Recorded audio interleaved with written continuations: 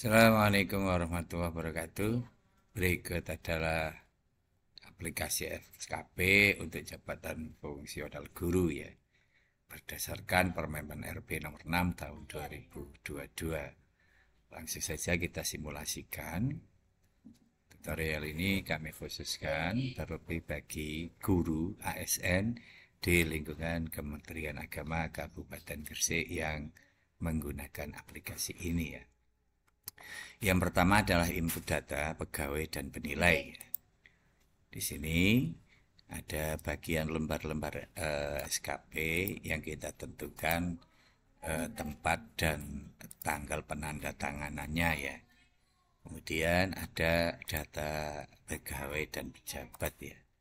Saya kira ini mudah, tidak perlu penjelasan yang panjang lebar. Kita lanjutkan pada tahapan yang pertama dari pembuatan SKP ini adalah menu SKP. Kita klik SKP ya. Ini adalah form dari sasaran kinerja pegawai, pendekatan hasil kerja kuantitatif bagi jabatan fungsional guru ya. Yang pertama ini ada identitas pegawai dan ada identitas pejabat penilai kinerja ya. Kemudian di sini ada kolom hasil kerja. Ini masih kosong karena belum dinilai ya. Ini ada nomor, ini ada rencana hasil kerja atasan yang diintervensi. Ini adalah rencana kerja atasan. Kita intervensi untuk membuat rencana hasil kerja ya. Dalam pembuatan rencana hasil kerja dengan mengintervensi rencana kerja atasan ini, yang perlu diperhatikan adalah rencana-rencana itu harus disesuaikan dengan tupoksi dari tugas fungsional sebagai seorang guru. Misalkan dalam perencanaan, kemudian pelaksanaan pembelajaran, penilaian, dan lain sebagainya. Kemudian ada kolom aspek ya, karena kuantitatif hampir sama dengan yang SKP yang kemarin itu ya. Ada kuantitas, ada kualitas, ada waktu. Kemudian kita tentukan indikator kinerja individu atau IKI ya. Target-target yang akan kita capai selama 1 tahun ya. Ini adalah untuk periode Januari-Desember. Kemudian kita tentukan misalkan pembuatan perencanaan pembelajaran. Tentu guru ini jumlahnya perencanaan pembelajaran akan berbeda-beda. Disesuaikan dengan jumlah kelas dan lain sebagainya. Kemudian kualitas, menyangkut kualitas perencanaan ya. Kita misalkan kita isi 100%. Kemudian ketepatan waktu, kita isi 12 bulan misalkan. Ini adalah tugas utama dari kinerja. Kemudian kita tambahi lagi dengan tugas tambahan ya. Ini adalah rencana dari atasan kita yang kita intervensi. Kemudian kita buat rencana kerja. Kemudian kita tentukan targetnya seperti ini. Nah, bagian yang ketiga ini setelah tugas utama, tugas tambahan itu merupakan kinerja ya. Kemudian bagian yang selanjutnya adalah perilaku kerja ya. Perilaku kerja.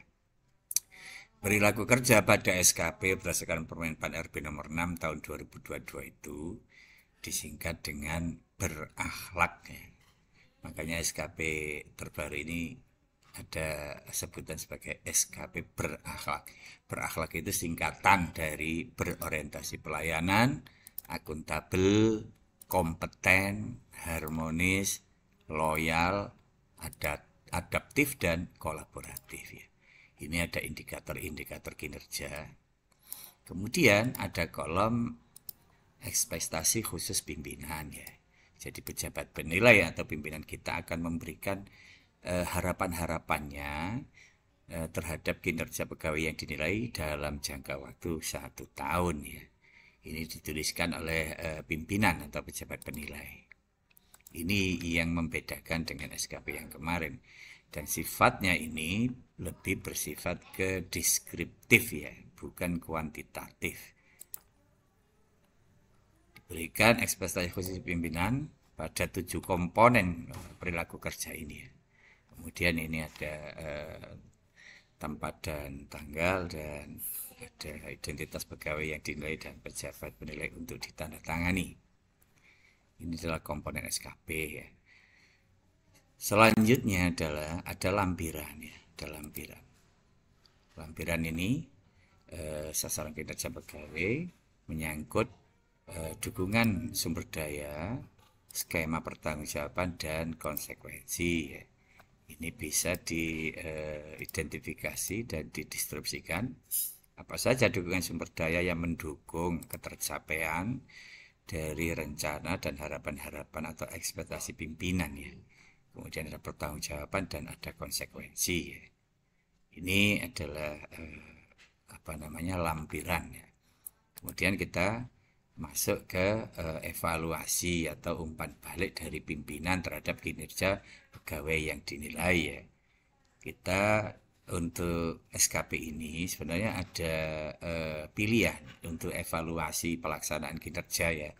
Bisa dengan menggunakan evaluasi tiap bulan, bisa menggunakan triwulan. Jadi dalam hal ini saya pilih untuk umpan balik atau evaluasinya itu adalah tiap triwulan, sehingga ada 4 ya dalam 1 tahun: triwulan 1, triwulan 2, umpan balik triwulan 3, dan umpan balik triwulan 4 atau umpan balik akhir ya. Kita mulai dari umpan balik triwulan 1 ya.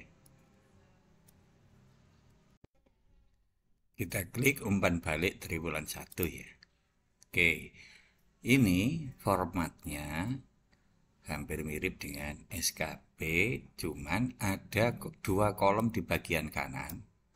2 kolom ini yang akan kita isikan atau akan diisi oleh pejabat penilai. Dalam waktu triwulan ada evaluasi ya. Jadi sekali lagi untuk kolom yang nomor rencana hasil kerja, aspek, indikator, dan target ini link dengan SKP, sehingga ini tidak perlu diubah-ubah ya. Yang perlu diubah atau diisi itu adalah pada 2 kolom sebelah kanan, yaitu realisasi berdasarkan bukti dukung selama triwulan ya. Kemudian ada umpan balik berkelanjutan dari atasan atau pimpinan, pejabat atau pejabat penilai kita untuk memberikan sebuah umpan balik atau penilaian lah ya selama dekade triwulan ya.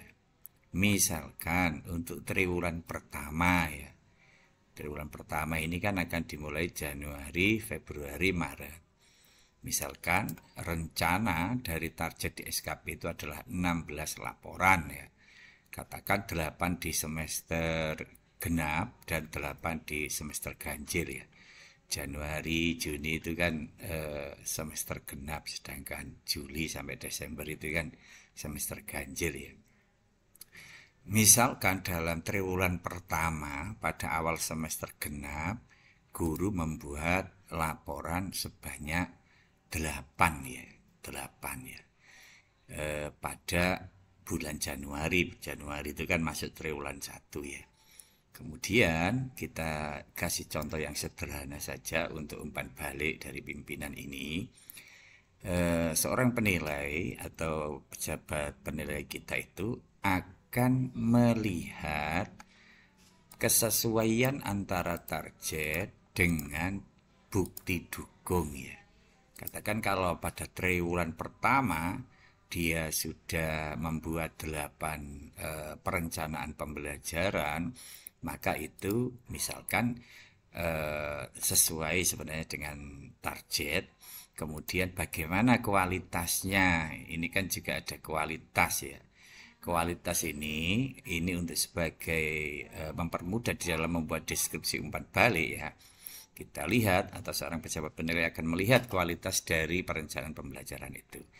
Misalkan kita dinilai oleh pejabat penilai dalam kondisi baik dalam membuat perencanaan pembelajaran, maka kita terus saja baik dalam menyusun program pembelajaran ya. Apakah sesuai target? Ya nanti kalimat sesuai target ini sebaiknya kita taruh di triwulan keempat ya, karena itu sebuah kesimpulan ya. Pejabat penilai akan melihat untuk bukti fisik ini dalam waktu triwulan ya. Misalkan jumlah pelaksanaan pembelajaran KBM sesuai yang ditetapkan. Mungkin dalam triwulan pertama masih bisa mengumpulkan 4 laporan ya. Kemudian seorang pejabat penilai akan melihat laporan itu ya secara kualitasnya. Kemudian dibuat deskripsi di sini. Ini adalah simulasi atau contoh dari proses umpan balik pada triwulan yang pertama. Begitu juga dengan tugas tambahan ya. Kemudian kita juga memberikan deskripsi atau pejabat pimpinan memberikan deskripsi juga pada perilaku kerja ya. Bagaimana realisasi antara harapan dan kenyataan pada perilaku kerja pegawai atau ASN yang dinilai ya. Ini yang triwulan pertama. Jadi sifatnya dokumen bukti dukungnya ini tiap triwulan untuk diberikan umpan balik berkelanjutan ya. Dari proses-proses tentu triwulan ini diharapkan ada sebuah proses dialog antara pegawai dan pejabat penilai atau pimpinan ya. Kemudian kita lanjut ke umpan balik yang triwulan kedua ya. Tentu ini bisa tambah, bisa juga tetap ya. Karena pada triwulan kedua itu kan April, Mei, Juni ya. Tentu untuk laporan perencanaan semester genap itu tetap 8 ya, tidak ada penambahan karena proses pembuat perencanaan itu dilakukan di awal semester ya. Ini deskripsinya bisa tetap ya, karena bukti dukungnya tetap ya. Kemudian ini juga tadi 4, sekarang berubah jadi 8 misalkan pada triwulan kedua untuk laporan pembelajaran. Kemudian ini juga ada deskripsi penilaian dari pejabat penilai tentang kualitas dari bukti dukung itu ya. Pada tugas tambahan juga diberikan demikian. Pada perilaku kerja juga diberikan umpan balik oleh pimpinan selama triwulan kedua. Lanjut triwulan ketiga ya. Umpan balik triwulan ketiga hampir sama. Kita lihat perkembangan bukti fisiknya selama ada dekade triwulan ketiga ya. Ini misalkan jumlah program pembelajaran sudah genap 16 ya, karena triwulan ketiga itu masuk bulan Juli, waktunya membuat program perencanaan pembelajaran ya. Kemudian ini ada umpan balik atau deskripsi evaluasi dari pejabat pimpinan ya. Begitu juga pada tugas tambahan dan pada perilaku kerja. Kemudian selanjutnya adalah untuk umpan balik yang triwulan keempat. Lah, umpan balik pada triwulan keempat ini adalah umpan balik akhir ya. Umpan balik akhir itu nanti akan dijadikan acuan di dalam hasil umpan balik atau hasil evaluasi dari umpan balik ya. Ini kalau menginginkan hasilnya nanti di penilaian itu hasilnya baik, maka tentu saja harus ada korelasi antara target dan bukti dukung ya. Kalau misalkan targetnya 16, kemudian bukti dukungnya itu ada 16, kemudian ini kan berarti sesuai target ya. Ini karena ini penilaian akhir ya. Kemudian nanti ada umpan balik, terutama deskripsi yang menyangkut kualitas dan target. Misalkan ini secara kuantitas dan bukti dukung, ternyata pegawai yang bersangkutan sudah melaksanakan kinerjanya dalam bentuk pembuatan program ya. Ini 16 berarti sesuai target. Sesuai target, tinggal di sini kita memberikan deskripsi kualitas ya. Ternyata kualitasnya baik gitu ya, dan sesuai target misalkan. Begitu juga ini 16, ternyata daya bukti dukungnya guru tersebut juga membuat 16 laporan ya. Kemudian setelah dianalisa, dievaluasi, ternyata laporan pelaksanaan pembelajarannya baik. maka kita tulis penyusunannya baik dan sesuai target, karena ini rencananya 16, kemudian 16. Jadi sebenarnya umpan balik berkelanjutan berdasarkan bukti dukung itu adalah kita hanya mengecek kesesuaian korelasi antara target dan bukti dukung ya. Itu kita lakukan juga di tugas tambahan. Kemudian juga pada perilaku kerja, apakah memang secara observasi, karena perilaku kerja ini sifatnya sikap ya. Tentu untuk menilai sikap itu kan berdasarkan observasi ya. Pemimpin akan memberikan sebuah deskripsi akhir pada evaluasi triwulan keempat ini ya. Nah, data-data deskripsi umpan balik pada triwulan 4 ini, sekali lagi saya sampaikan, akan menjadi acuan di dalam nanti membuat laporan evaluasi ya. Ini adalah umpan balik triwulan keempat ya. Oke, selanjutnya kita masuk ke evaluasi kinerja kuantitatif ya. Nah, ini evaluasi kinerja kuantitatif ya. Penjelasannya adalah sebagai berikut ya. Kita lihat yang pertama, di sini ada capaian kinerja organisasi. Ini adalah sebuah kesimpulan sebenarnya ya, cuman ditaruh di atas ya.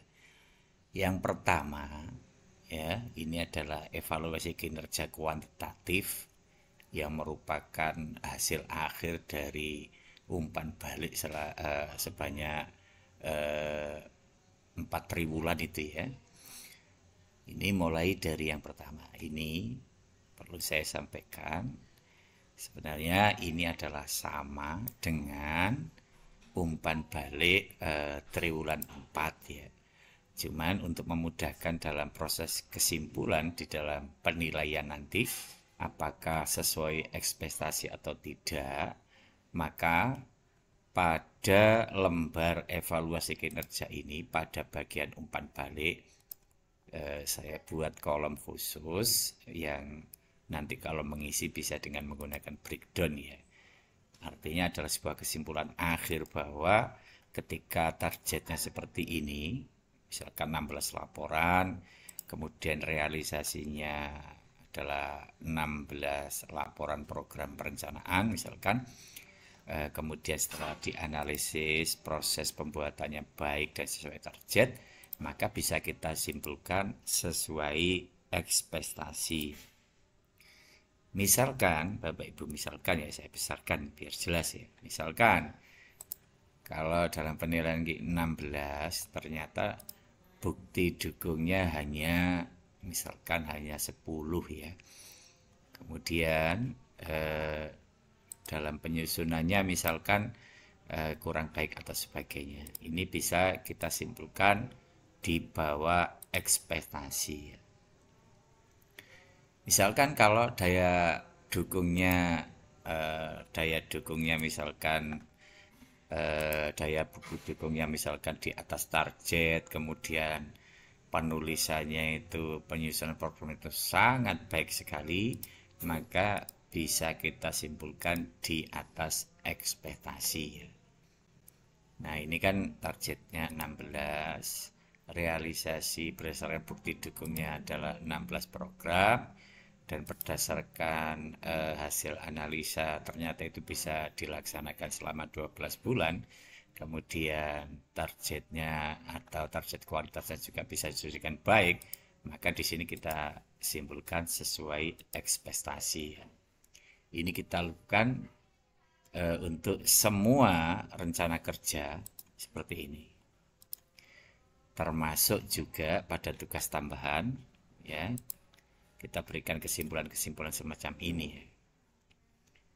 Di akhir dari proses penilaian kinerja ini, pada kolom bagian kiri nanti ada sebuah kesimpulan. Ada sebuah kesimpulan ya. Kalau dalam kesimpulan-kesimpulan tiap rencana kerja itu banyak yang sesuai ekspektasi, maka di sini kita pilih sesuai ekspektasi pimpinan. Ini untuk penilaian perilaku kerja Tidak boleh ditulis manual, harus diisi dengan memanfaatkan drop-down yang sudah kita sediakan di sini. Begitu juga dengan penilaian yang kedua adalah perilaku kerja ya. Jadi SKP ini kan terdiri kinerja dan perilaku kerja. Di perilaku kerja ini sifatnya sangat deskriptif ya. Deskriptif ya. Ini adalah harapan pimpinan, ini adalah kenyataan. Dibuat penilaian atau evaluasi deskriptif, misalkan seorang pegawai itu harapan pimpinan adalah dia bisa memberi solusi terhadap permasalahan-permasalahan di madrasah dan masyarakat. Ternyata hasil observasi pegawai yang bersangkutan ini bisa melaksanakan dengan baik ya. Bisa kita kasih contoh, kita simpulkan di sini sesuai ekspektasi. Kemudian ada deskripsi memiliki kemampuan yang baik dalam memberi solusi pada masyarakat yang ada dan lain sebagainya ya. Ini bisa kita diskusikan ya. Kalau memang nanti antara harapan dan kenyataan itu sesuai, bisa kita simpulkan sesuai ekspektasi ya. Bisa sebenarnya ini bisa di bawah ekspektasi, di atas ekspektasi, tergantung observasi penilaian dari pejabat pimpinan. Hasil akhirnya adalah sebuah kesimpulan rating perilaku kerja ya. Kalau kita nilai banyak sesuai ekspektasi ya kita sesuaikan ekspektasi. Kemudian untuk predikat kinerjanya adalah baik ya. Karena sesuai ekspektasi ya. Predikat kinerja pegawai ya. Bagaimana cara menentukan? Sebenarnya di aplikasi ini sudah otomatis ya. Kalau pada kinerja sesuai ekspektasi, kemudian pada perilaku kerja itu sesuai ekspektasi, maka bisa disimpulkan predikat kinerja pegawai itu adalah baik ya. Bagaimana cara menentukan ini? Ini sebenarnya ada aturan ya yang bisa kita jelaskan sebagai berikut ya. Ini yang ada di Permen Pan RB nomor 6 tahun 2022. Jika hasil kerja ya, hasil kerja itu kesimpulannya di atas ekspektasi, kemudian perilaku kerja di bawah ekspektasi, bisa kita tarik garis seperti ini. Pada garis singgungnya itu adalah sebuah kesimpulan yaitu kurang ya. Jika hasil kerjanya di atas ekspektasi, ya kemudian perilaku kerjanya sesuai ekspektasi, bisa kita tarik garis lurus. Pada garis singgungnya itu adalah kesimpulan nilainya baik. Lah seperti contoh SKP tadi itu kan hasil kerjanya sesuai ekspektasi, kemudian perilaku kerjanya sesuai ekspektasi, jadi bisa kita tarik semacam ini.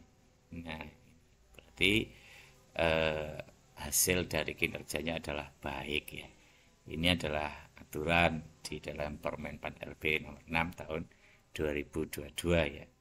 Kita kembali lagi,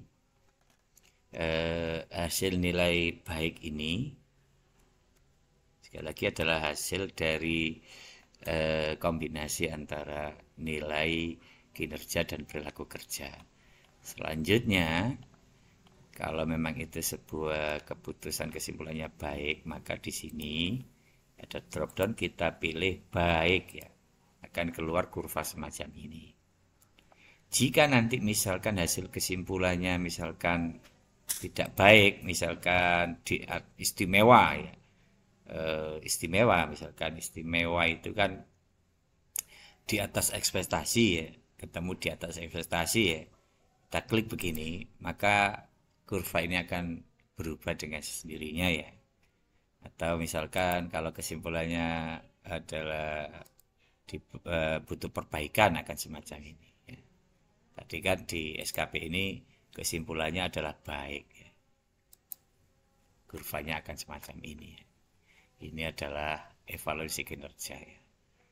Kalau dulu kan istilahnya itu penilaian SKP ya. Kalau sekarang tidak bersifat kuantitatif angka-angka, tapi lebih ke deskriptif ya. Deskriptif.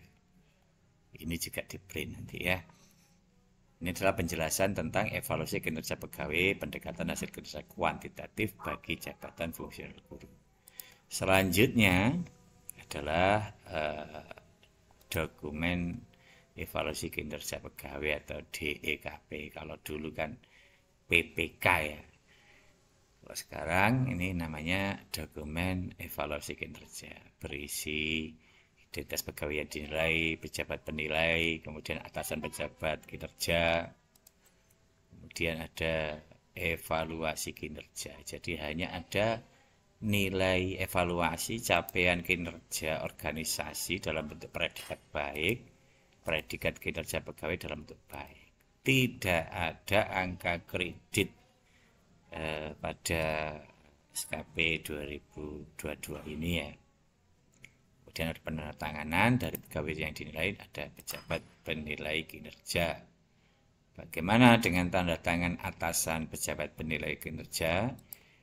Tanda tangan pejabat atasan penilai kinerja itu diperlukan jika pejabat penilai kinerja tidak mau tanda tangan atau ada masalah misalkan, maka pegawai yang bersangkutan bisa mengajukan tanda tangan pada atasan pejabat penilai kinerja. Ini bentuk dari hasil SKP dan evaluasi dalam waktu 1 tahun ya, bentuknya seperti ini. Sangat simpel sekali ya. Demikian penjelasan tentang FKPJF Guru berdasarkan Permen RP nomor 6 tahun 2022. Kemudian yang didokumentasikan atau yang di print mana? Yang didokumentasikan atau yang di print itu ada tanda gambar printnya. Ada logo print ini yang di print nanti ya. Sekali lagi yang pertama adalah SKP. Kita print. Kemudian evaluasi kinerja kuantitatif. Oke. Ini merupakan hasil dari evaluasi umpan balik pada triwulan 1, 2, 3, dan 4. Kemudian ada sebuah kesimpulan, dan yang terakhir adalah dokumen evaluasi atau DEKP. Saya kira itu penjelasan tentang SKPJF atau guru. Apabila Bapak Ibu menginginkan file ini, bisa mengirim permohonan ke email mulyanamalik@gmail.com ya. Mudah-mudahan ada guna dan manfaatnya. Assalamualaikum warahmatullahi wabarakatuh.